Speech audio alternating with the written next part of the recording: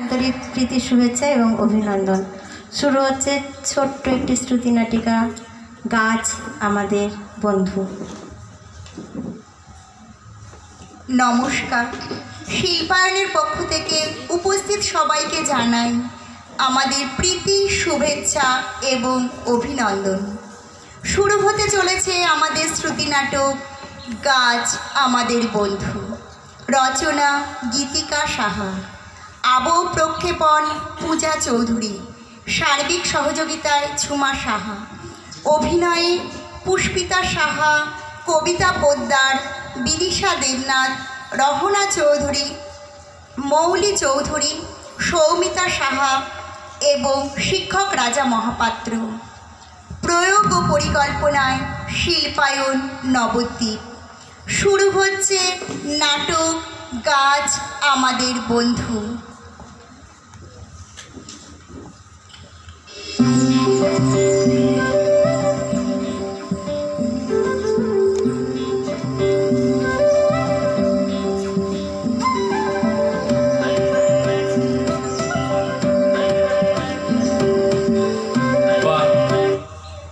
এই বনের গাছগুলো খুব সুন্দর। এবার থেকে আমি কাঠ কাটার জন্য প্রতিদিন রাতে এই বনেই আসব। এখন এই গাছটি দিয়ে শুরু করা যাক। না না না, কি হলো? কে কাঁদছে? এ আবার কি? আমার মনে হচ্ছে কারা যেন কাঁদছে। ঘন জঙ্গল, এখানে কোনো ভূত প্রেত নেই তো, নাকি আমি স্বপ্ন দেখছি? দেখি তো, নিজের হাতে নিজে একটা চিমটি কেটে দেখি। না, চিমটি তো খুব লাগছে। তাহলে তো আমি জেগেই আছি, স্বপ্ন দেখছি না। কোথাও কোনো মানুষকে দেখছি না, তাহলে কারা কাঁদছে? আমি তো কিছুই বুঝতে পারছি না। কাদের এত দুঃখ? কারা এমন করে কাঁদছে? আমার মনে হচ্ছে এই গাছটি কাঁদছে। এ কি? ওই গাছটিও তো কাঁদছে, পাশের গাছটিও তো কাঁদছে।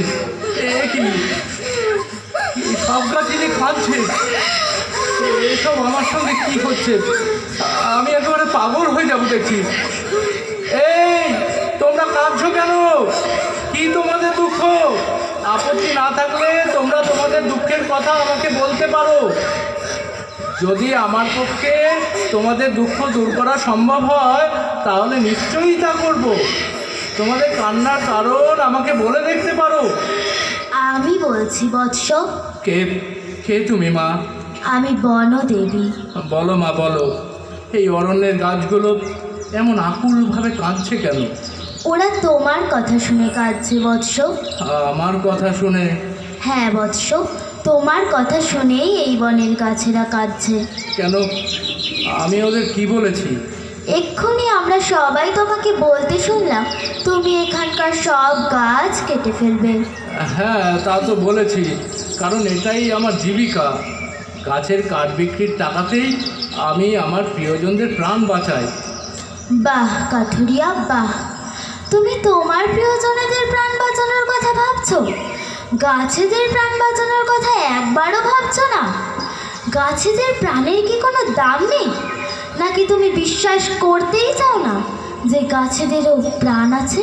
না, মানে আমাকে আর মানে বোঝাবার চেষ্টা করো না কাঠুরিয়া, কারণ মানেটা আমি বেশ ভালোই বুঝি। আমাদের প্রাণে মেরে তোমরা তোমাদের প্রাণ বাঁচাতে চাও, সুখে শান্তিতে ঘর সংসার করতে চাও। আসলে আমি এমন করে বিষয়টি কোনোদিন ভাবিনি। তা বললে তো হবে না, বিষয়টি তোমার ভাবা উচিত ছিল। আসলে কি আসলে? আসল কথা হলো তুমি স্বার্থপর। না না না, তা ঠিক নয়। আসলে আমার পরিবারের লোকেরাই আমার নানা প্রয়োজনে লাগে, তাই আমি কেবলমাত্র আমার প্রিয়জনের সুখের কথাই ভাবি।